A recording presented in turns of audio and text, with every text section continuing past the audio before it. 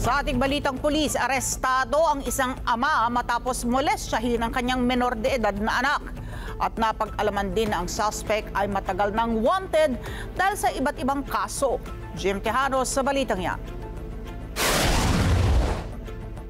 Pagdating sa lokasyon ng mga tauhan ng QCPD Criminal Investigation Unit, agad na pinasasa ng 58 anyos sa lalaking ito at sa kabilasahan ng karapatan. Ikaw ay may karapatang manahimik o magsawalang gibo. Ano man ang isasabihin ay maaaring gamitin laban o pabor sa iyo sa mahukom ng Pilipinas. Ang akusado, top 8 most wanted person sa district level at ikasyam sa regional level ng Quezon City Police District. Siya po ay nahaharap sa kasong acts of lasciviousness under Article 335 of the revised Penal Code. And in relation to Section 5B of RA 7610 or itinatawag nating Anti-Child Abuse Law. Ito pong insidente simula noong June 30, 2024.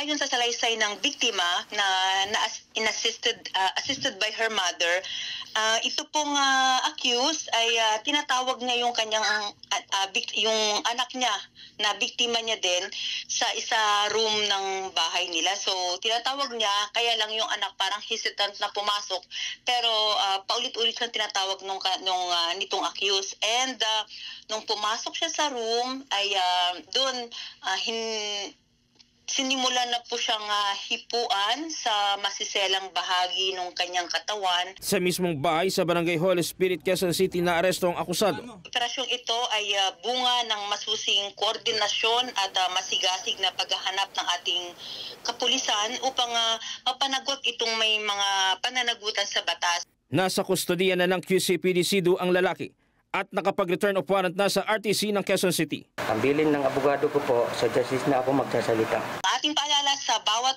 mga Q-citizens, kung may mga insidente man o anumang nais idulog, ay tumawag lamang po sa ating hotline na 122 at lumapit lamang po sa pinakamalapit na himpilan ng pulisya. Jim Tejano, para sa mata ng Agila, matatag, matapang, matapat. Maraming salamat sa inyo pong pagsubaybay sa Mata ng Agila Primetime. Para malaman ang matatag, matapang at matapat na mga balita, i-follow lamang at mag-subscribe sa @Net25 TV.